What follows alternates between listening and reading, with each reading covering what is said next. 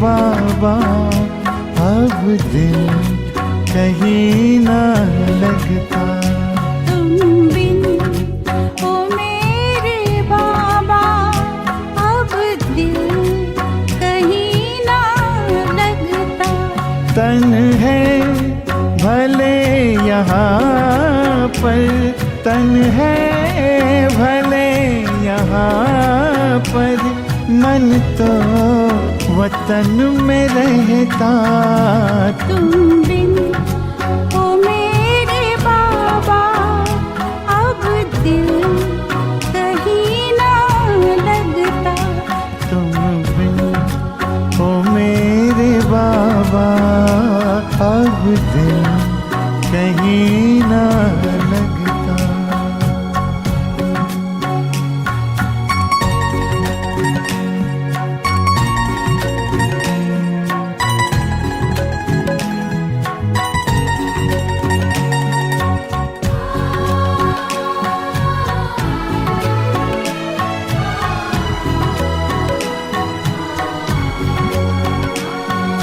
जलते हैं अंधेरों में आँखों के दो दिए, आँखों के दो दिए। जलते हैं अंधेरों में आँखों के दो दिए, आँखों के दो दिए। ठहरे हैं हम जहाँ में बाबा तेरे लिए, बाबा तेरे लिए। यादों का आशियाना इसमें तू ही तो बसता। तुम बिन ओ मेरे बाबा अब दिल कहीं ना लगता।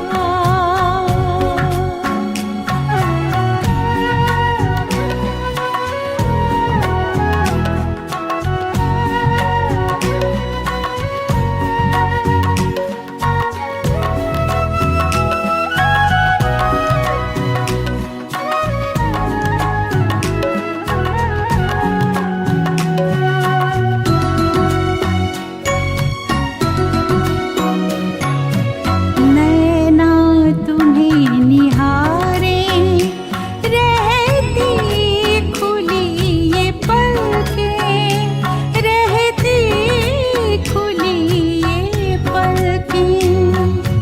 नैना तुम्हें निहारे रहती खुली ये पलकें, रहती खुली ये पलकें।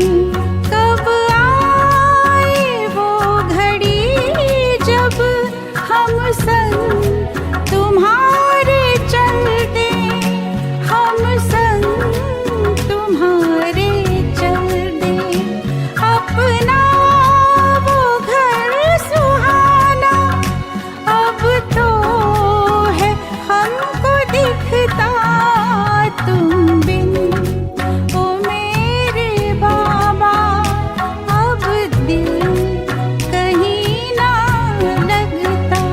तुम बिन ओ मेरे बाबा अब दिल कहीं ना लगता।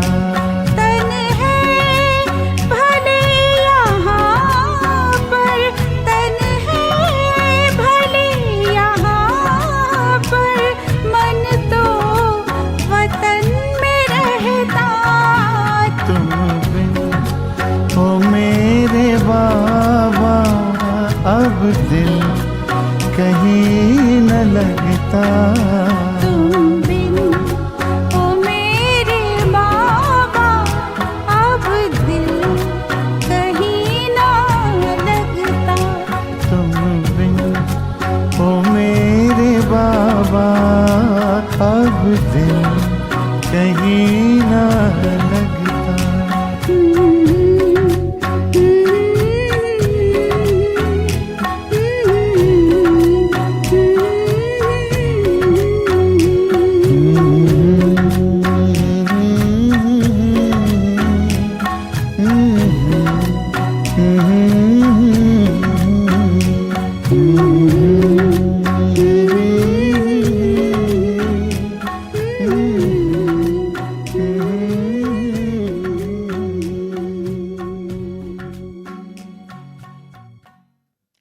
ओम शांति।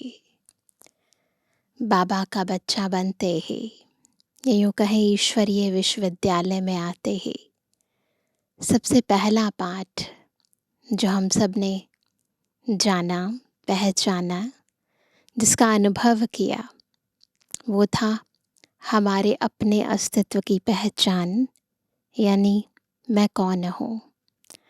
मैं ये जड़ शरीर नहीं हूँ, मैं एक चेतन शक्ति आत्मा हूँ, एक ज्योति हूँ, एक लाइट हूँ। और यही पाठ जितना हम पक्का करते जाते हैं, उतना न केवल आत्मा के गुण, आत्मा की शक्तियाँ, अपितु आत्मा का परमात्मा के साथ जो योग है वो भी गहरा होता जाता है, क्योंकि आत्मिक स्थिति ही परमात्मा मिलन का पहला आधार है। जब तक हम अपनी स्वस्वरूप में स्थित नहीं होते, तब तक निज पिता के साथ मिलना, उनको जानना, उनके द्वारा प्रदत्त ज्ञान पर पूरा निश्चय होना, वो बहुत कठिन होता है। इसलिए आज की मुरली में बाबा हमारा ये पहला पाठ कि मैं आत्मा हूँ, इसे बहुत ही अच्छी तरह पक्का करा रहे हैं। सुनते हैं प्यारे बाबा के मधुर महावाक्य। आज है 23 तारीख, 23 जून 2025। बाबा के महावाक्य हैं, मीठे बच्चे, तुम्हारा पहला पहला शबक यानी पाठ है, मैं आत्मा हूँ, शरीर नहीं। आत्म अभिमानी होकर रहो तो बाप की याद रहेगी। प्रश्न है, तुम बच्चों के पास कौन सा गुप्त खजाना है जो मनुष्यों के पास नहीं है? उत्तर है, तुम्हें भगवान बाप पढ़ाते हैं। उस पढ़ाई की खुशी का गुप्त खजाना तुम्हारे पास है।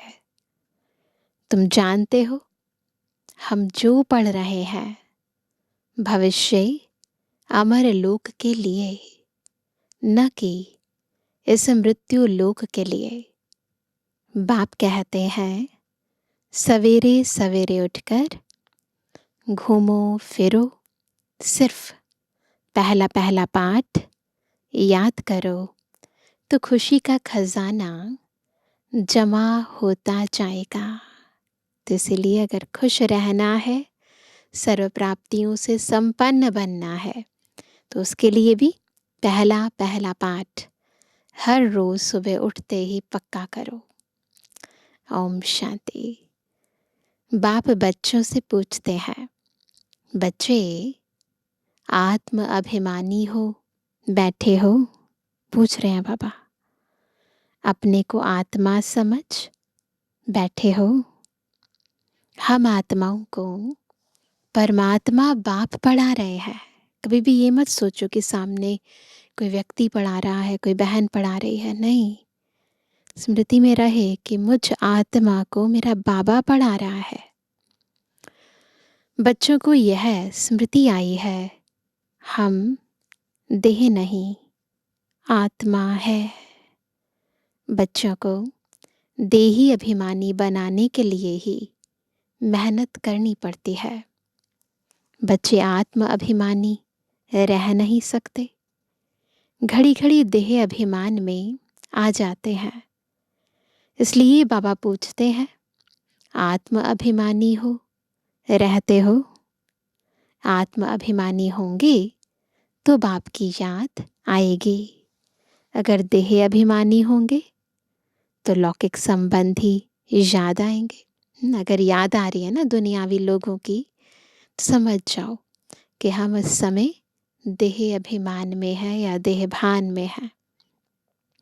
पहले पहले यह शबक याद रखना पड़े, हम आत्मा है, ये पक्का करना है।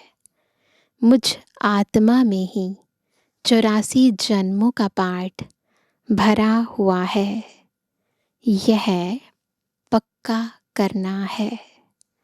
हम आत्मा है, आधा कल्प तुम देह अभिमानी हो रहे हो, अभी सिर्फ संगम युग पर ही बच्चों को आत्म अभिमानी बनाया जाता है। अपने को देह समझने से बाप याद नहीं आएगा, इसलिए पहले पहले यह शबक यानी पाठ पक्का कर लो। हम आत्मा बेहद बाप के बच्चे हैं। याद रहे किसके बच्चे हैं। देह के बाप को याद करना कभी सिखलाया नहीं जाता है, ज़रूरत ही नहीं पड़ती है सिखाने की। अब बाप कहते हैं मुझ पारलौकिक बाप को याद करो, आत्म अभिमानी बनो। आत्मा के पिता को याद करना सिखाना पड़ता है ना, बार बार याद दिलाना पड़ता है। देह अभिमानी बनने से देह के संबंध याद आएंगे। अपने को आत्मा समझ और बाप को याद करो, यही मेहनत है। यह कौन समझा रहे हैं? हम आत्माओं का बाप, जिनको सब याद करते हैं।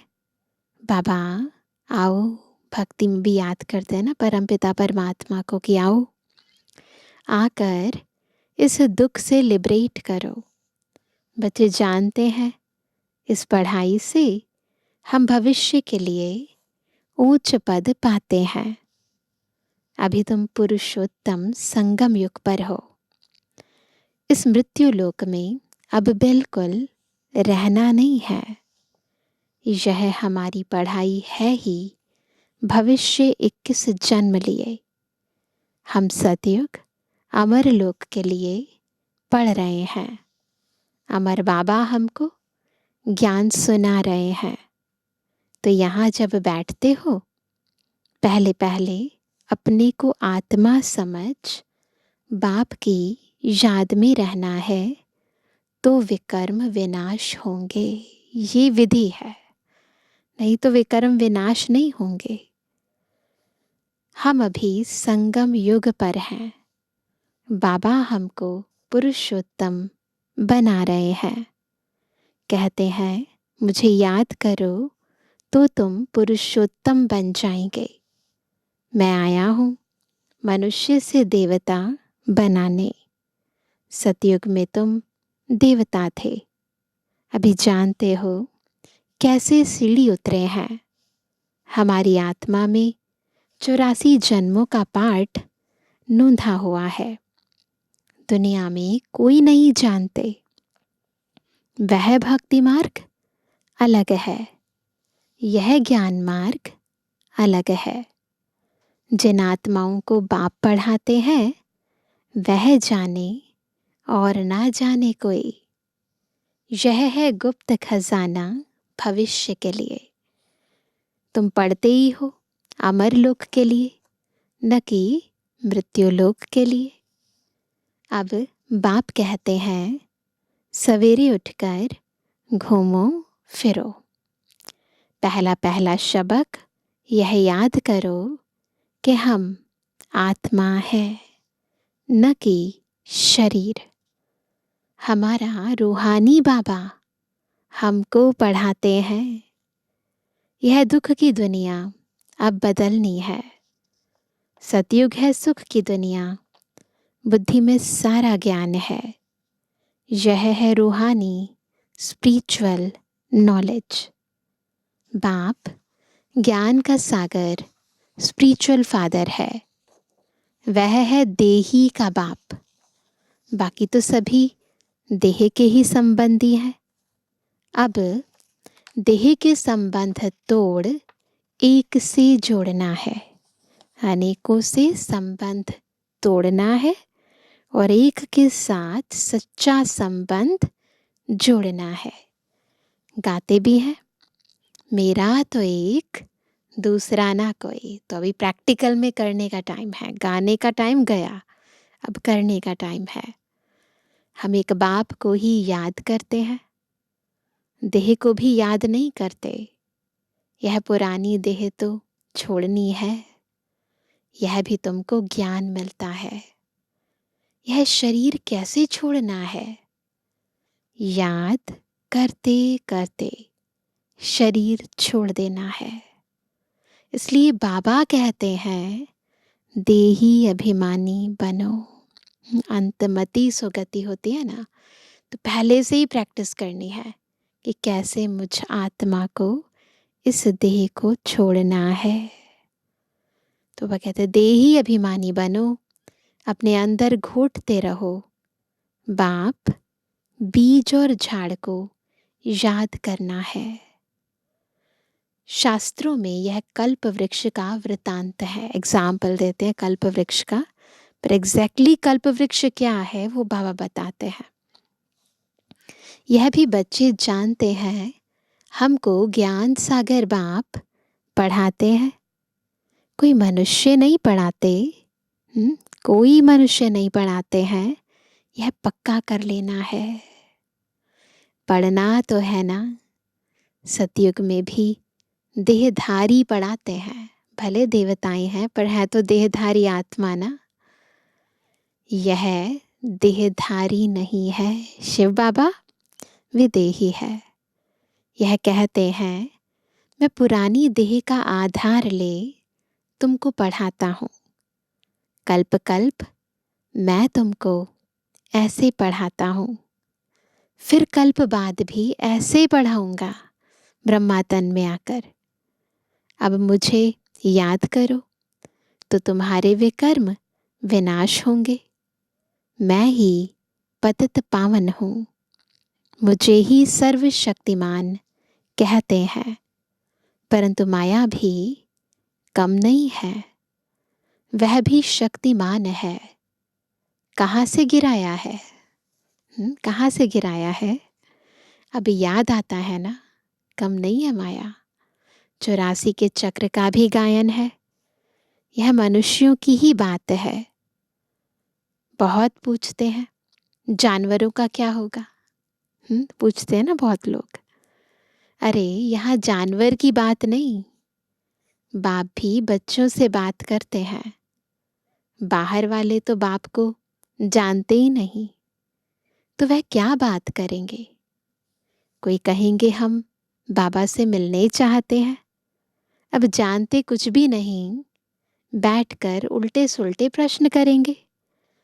7 दिन का कोर्स करने के बाद भी पूरा कुछ समझते नहीं है कि यह हमारा बेहद का बाप है। तो वैरायटी आत्माएं है ना, तो कहीं तो फटाफट समझ जाते हैं और कईयों को बहुत टाइम लग जाता है। जो पुराने भक्त हैं, जिन्होंने बहुत भक्ति की हुई है, उनकी बुद्धि में तो ज्ञान की सब बातें बैठ जाती हैं। भक्ति कम की होगी तो बुद्धि में कम बैठेगा। तो भी बाबा मापदंड बता रहे हैं कैसे पता चले, है ना। अगर बुद्धि में जल्दी से बैठ जाता है तो इसका मतलब पुराने भगत है, आदि की आत्मा है। नहीं बैठ रहा है इसका मतलब पुराने भगत नहीं है, तो आदि की आत्मा नहीं है, बाद की है। भक्ति कम की होगी तो बुद्धि में कम बैठेगा। तुम हो सबसे जास्ती पुराने भक्त। गाया भी जाता है, भगवान भक्ति का फल देने लिए आते हैं, परंतु किसको यह थोड़ी पता है कैसे आते हैं, क्या करते हैं, कुछ नहीं पता है ना। ज्ञान मार्ग और भक्ति मार्ग बिल्कुल ही अलग है। सारी दुनिया है भक्ति मार्ग में। कोटों में कोई आकर यह पढ़ते हैं, समझानी तो बहुत मीठी है। 84 जन्मों का चक्र भी मनुष्य ही जानेंगे ना। तुम आगे कुछ नहीं जानते थे, शिव को भी नहीं जानते थे। शिव के मंदिर कितने ढेर हैं, शिव की पूजा करते, जल डालते, शिवाय नमः करते। क्यों पूजते हैं कुछ पता नहीं। लक्ष्मी नारायण की पूजा क्यों करते, वह कहाँ गए कुछ पता नहीं। भारतवासी ही हैं जो अपने पूज्य को बिल्कुल जानते नहीं। क्रिश्चियन जानते हैं क्राइस्ट फलाने संवत में आया, आकर स्थापना की, शिव बाबा को कोई भी नहीं जानते। पतित पावन भी शिव को ही कहते हैं। वही ऊंच ते ऊंच है ना, जिसकी इतनी भक्ति करते हैं, जिसकी इतनी मान्यता है, पूजा करते हैं, व्रत रखते हैं, उसको यथार्थ जानते नहीं है। तो बाबा आकर, खुद आकर अपनी यथार्थ पहचान देते हैं। उनकी सबसे जास्ती सेवा करते हैं। सर्वकाम सदगति दाता है। तुमको देखो कैसे पढ़ाते हैं। बाप को बुलाते भी हैं कि आकर पावन बनाओ। मंदिर में कितनी पूजा करते हैं, कितनी धूमधाम, कितना खर्चा करते हैं। श्रीनाथ के मंदिर में, जगन्नाथ के मंदिर में जाकर देखो, है तो एक ही, है तो एक शिव बाबा ही ना। जगन्नाथ यानी जगतनाथ के पास चावल का हांडा चढ़ाते हैं। श्रीनाथ पर तो बहुत माल बनाते हैं, घी के, सच्चे घी के। फर्क क्यों होता है? कारण चाहिए ना। श्रीनाथ को भी काला, जगन्नाथ को भी काला कर देते हैं। कारण तो कुछ भी नहीं समझते। जगतनाथ लक्ष्मी नारायण को ही कहते हैं या राधे कृष्ण को कहेंगे? पूछ रहे हैं बाबा। राधे कृष्ण लक्ष्मी नारायण का संबंध क्या है, यह भी कोई नहीं जानते। अभी तुम बच्चों को मालूम पड़ा है कि हम पूज्य देवता थे, फिर पुजारी बने हैं और इसी के ही विभिन्न यादगार बने हैं, है ना। चक्र लगाया, अभी फिर देवता बनने के लिए हम पढ़ते हैं। यह कोई मनुष्य नहीं पढ़ाते हैं। भगवान उवाच है। कौन उवाच कर रहे हैं? भगवान। ज्ञान सागर भी भगवान को कहा जाता है। यहाँ तो भक्ति के सागर बहुत हैं, जो पतित पावन ज्ञान सागर बाप को याद करते हैं। तुम पतित बने, फिर पावन जरूर बनना है। यह है ही पतित दुनिया, यह स्वर्ग नहीं है। बैकुंठ कहाँ है, यह किसको पता नहीं है। कहते हैं बैकुंठ गया, कोई शरीर छोड़ देता है ना तो कहते स्वर्ग पधारा। वो कहते हैं बैकुंठ गया तो फिर नर्क का भोजन आदि तुम उनको क्यों खिलाते हो? पितृ खिलाते हैं ना। फिर सतयुग में तो बहुत ही फल फूल आदि होते हैं। यहाँ क्या है? यह है नर्क। अभी तुम जानते हो बाबा द्वारा हम स्वर्गवासी बनने का पुरुषार्थ कर रहे हैं। पतित से पावन बनना है। बाप ने युक्ति तो बताई है, कल्प कल्प बाप भी युक्ति बतलाते हैं। मुझे याद करो तो विकर्म विनाश होंगे। अभी तुम जानते हो हम पुरुषोत्तम संगम युग पर हैं। तुम ही कहते हो बाबा हम 5000 वर्ष पहले यह बने थे। तुम ही जानते हो कल्प कल्प यह अमर कथा बाबा से सुनते हैं। शिव बाबा ही अमरनाथ है। तो क्या सुन रहे हैं हम सभी? हम हैं पार्वतियाँ, बाबा है अमरनाथ और हमें ये अमर कथा सुना रहे हैं। बाकी ऐसे नहीं कि पार्वती को बैठ कथा सुनाते हैं। वह है भक्ति। ज्ञान और भक्ति को तुमने समझा है। ब्राह्मणों का दिन और फिर ब्राह्मणों की रात। बाप समझाते हैं तुम ब्राह्मण हो ना। हम आत्माएं कौन है? ब्रह्मा की संतान ब्राह्मण, है ना।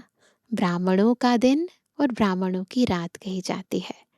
हम आत्माएं सतयुग त्रेता में दिन में, द्वापर कलयुग में रात में।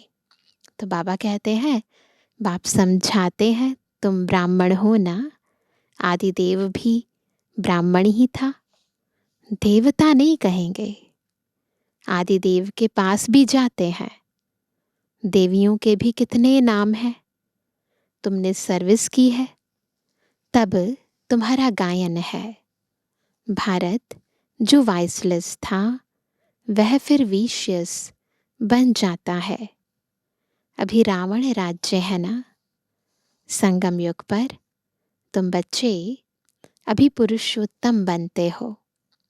तुम्हारे पर बृहस्पति की दशा अविनाशी बैठती है, तब तुम अमरपुरी के मालिक बन जाते हो। तो अभी स्वयं बृहस्पति यानी संपूर्ण मनुष्य सृष्टि रूपी वृक्ष का पति यानी बीज, उसकी दशा हम पर है, उसकी कृपा, उसके वरदान, उसका साथ हमारे साथ है।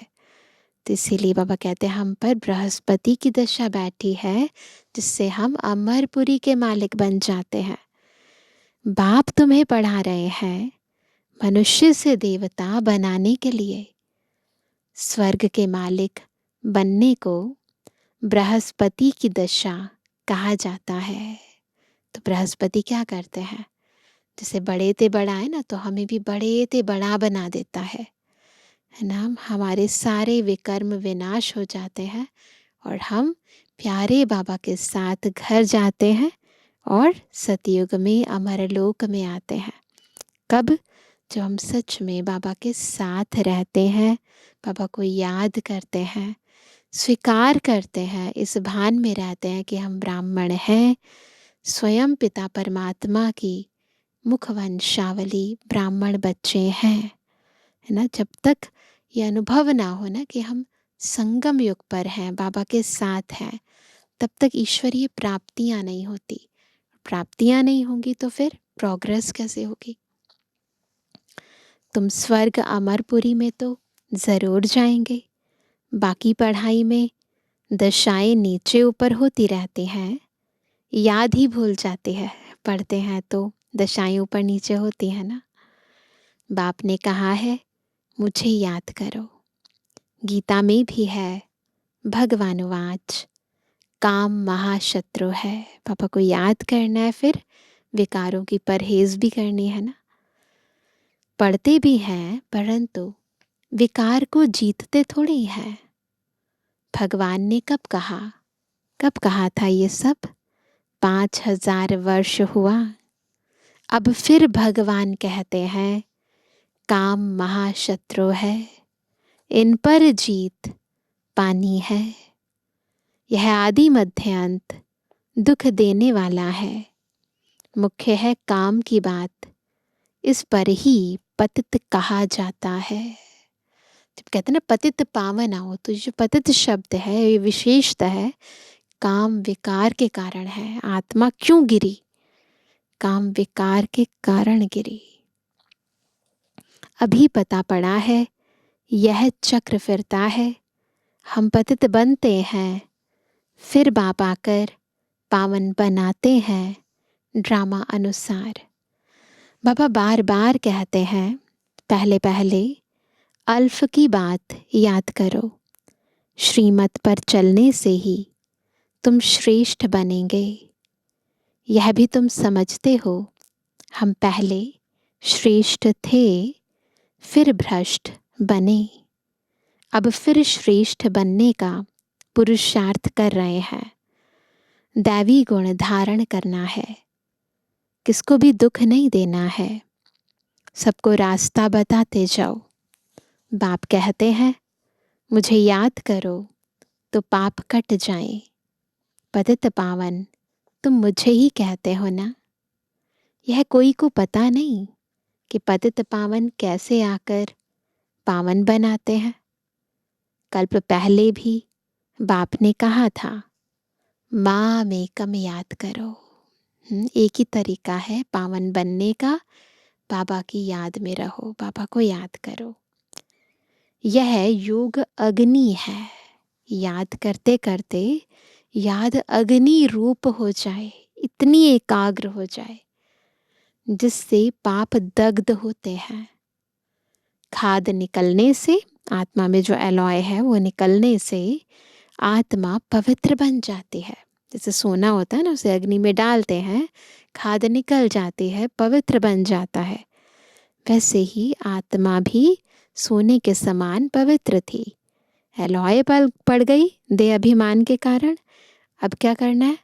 योग अग्नि में मनुष्य आत्मा तपेगी, फिर एलॉय निकलेगी, खाद निकलेगी और आत्मा फिर से पवित्र बन जाएगी। खाद सोने में ही डालते हैं, फिर जेवर भी ऐसा बनता है। अभी तुम बच्चों को बाप ने समझाया है आत्मा में कैसे खाद पड़ी है, उनको निकालना है। बाप का भी ड्रामा में पार्ट है जो तुम बच्चों को आकर देही अभिमानी बनाते हैं। मुख्य पार्ट है बाबा का। बिल्कुल बच्चों को पतित से पावन, देह भान से देही अभिमानी, है ना, कलयुग से सतयुगी बना देते हैं, मनुष्य से देवता बना देते हैं। पवित्र भी बनना है। तुम जानते हो सतयुग में हम वैष्णव थे, पवित्र गृहस्थ आश्रम था। अभी हम पवित्र बन और विष्णुपुरी के मालिक बनते हैं। तुम डबल वैष्णव बनते हो। सच्चे सच्चे वैष्णव तुम हो, डबल पवित्र है ना। वह है विकारी वैष्णव धर्म के, तुम हो निर्विकारी वैष्णव धर्म के। अभी एक तो बाप को याद करना है। क्या करेंगे? सबसे पहले बाबा को पक्की तरह, पहले आत्मिक स्थिति फिर बाबा की याद। तो अभी एक तो बाप को याद करते हो और नॉलेज जो बाप में है वह तुम धारण करते हो। दो ही मुख्य सब्जेक्ट है, ज्ञान और योग, है ना। तो जितना याद करते हैं उतने ज्ञान की फिर धारणा होती है, और जब ज्ञान जीवन में धारण हो जाता है तो सेवा जो चौथा सब्जेक्ट है अपने आप होने लगती है। तुम राजाओं का राजा बनते हो। फिर क्या होगा, है ना, जब ज्ञान धारण हो जाएगा, योगी तो आत्मा, ज्ञानी तो आत्मा बन जाएंगे, तो फिर हमारी कर्म इंद्रियों पर पूरा नियंत्रण हो जाएगा। स्वराज्य अधिकारी बन जाएंगे, राजाओं का राजा बन जाएंगे। वह राजाएं बनते हैं अल्पकाल, एक जन्म के लिए। तुम्हारी राजाई है 21 पीढ़ी, अर्थात फुल एज पास करते हो। पीढ़ी यानी पूरी एज। अचानक मृत्यु नहीं होती है वहाँ, कब अकाले मृत्यु नहीं होगा। तुम काल पर जीत पाते हो। समय जब होता है तो समझते हो अब यह पुरानी खल छोड़ नहीं लेनी है। ऑटोमेटिकली आत्मा को पता चल जाता है जब टाइम होने वाला होता है ना शरीर छोड़ने का। तुमको साक्षात्कार होगा। खुशी के बाजे बजते रहते हैं। जैसे नया कपड़ा मिलता है तो बच्चे खुश हो जाते हैं ना, बड़े भी खुश हो जाते हैं। ऐसे ही आत्मा को ये लगेगा, हाँ अभी ये पुराना हो गया है शरीर, ये वस्त्र पुराना हो गया और अब मुझे ये नया वस्त्र धारण करना है, तो खुशी होगी। तो बाबा कहते हैं तमु प्रधान शरीर को छोड़ सतु प्रधान शरीर लेना, यह तो खुशी की बात है। वहाँ 150 वर्ष आयु एवरेज रहती है, यहाँ तो अकाले मृत्यु होती रहती है, क्योंकि भोगी हैं। जिन बच्चों का योग यथार्थ है उनकी सर्व कर्मेंद्रियां योग बल से वश में होंगी। योग में पूरा रहने से कर्मेंद्रियां शीतल हो जाती हैं। सतयुग में तुमको कोई भी कर्मेंद्रियां धोखा नहीं देती हैं। कभी ऐसे नहीं कहेंगे कि कर्मेंद्रियां वश में नहीं है। ऐसे नहीं कहेंगे गलती से बोल दिया, गलती से देख लिया, कभी नहीं कहेंगे। तुम बहुत ऊंच ते ऊंच पद पाते हो। इनको कहा जाता है बृहस्पति की अविनाशी दशा। वृक्षपति मनुष्य सृष्टि का बीज रूप है बाप। बीज है ऊपर में, उनको याद भी कहाँ करते हैं? ऊपर में करते हैं। आत्मा बाप को याद करती है। कहते ना, ऊंचा तेरा नाम ऊंचा तेरा धाम। अपने आप बुद्धि ऊपर चली जाती है, कहते भी ऊपर वाला जाने। तो बाबा कहते हैं, तुम बच्चे जानते हो बेहद का बाप हमको पढ़ाते हैं, वह आते ही एक बार है अमर कथा सुनाने। अमर कथा कहो, सत्यनारायण की कथा कहो, उस कथा का भी अर्थ नहीं समझते हैं। सत्यनारायण की कथा से नर से नारायण बनते हैं, अमर कथा से तुम अमर बनते हो। तो है तो दोनों कथा यही ना। बाबा हर एक बात क्लियर कर समझाते हैं। अच्छा, मीठे मीठे के लिए जवानी बच्चों पे जुबानी बाप दादा का दिल जान सको प्रेम से नंबरवार प्रसाद अंसार यादगार और गुणवानी। रूहानी बच्चों की रूहानी बाप दादा को गुड मॉर्निंग, नमस्ते नमस्ते नमस्ते।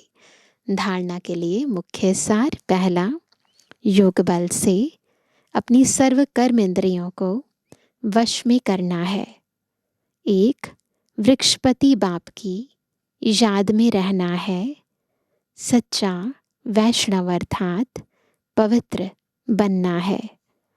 दूसरा, सवेरे उठकर पहला पाठ पक्का करना है कि मैं आत्मा हूँ, शरीर नहीं। हमारा रूहानी बाबा हमको पढ़ाते हैं, यह दुख की दुनिया अब बदलनी है। ऐसे बुद्धि में सारा ज्ञान सिमरण होता रहे। वरदान है, हर खजाने को कार्य में लगाकर पद्मों की कमाई जमा करने वाले पद्मा पदम भाग्यशाली भव। कैसे बनेंगे पद्मा पदम भाग्यशाली? जब बाबा से जो अविनाशी खजाने मिले हैं उन्हें कार्य में लगाएंगे और पद्मों की कमाई जमा करेंगे। हर सेकंड पद्मों की कमाई जमा करने का वरदान ड्रामा में संगम के समय को मिला हुआ है। ऐसे वरदान को स्वयं प्रति जमा करो और औरों के प्रति दान करो।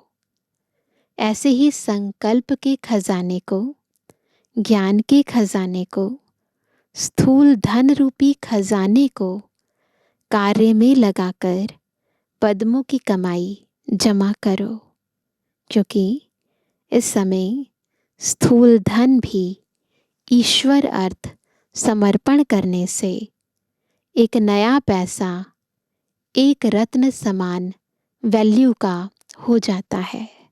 अगर हम ईश्वर अर्थ समर्पण करते हैं तो एक है ना रत्नों के समान हो जाएगा, एक पैसा रत्न के समान। तो इन सर्व खजानों को स्वयं के प्रति व सेवा के प्रति कार्य में लगाओ तो पद्मा पदम भाग्यशाली बन जाएंगे। स्लोगन है, जहाँ दिल का स्नेह है वहाँ सबका सहयोग सहज प्राप्त होता है। सहयोग प्राप्त करने का आधार है दिल का स्नेह। आज का व्यक्त इशारा, आत्मिक स्थिति में रहने का अभ्यास करो, अंतर्मुखी बनो। अब ऐसे ट्रांसपेरेंट यानी पारदर्शी हो जाओ, बिल्कुल ट्रांसपेरेंट।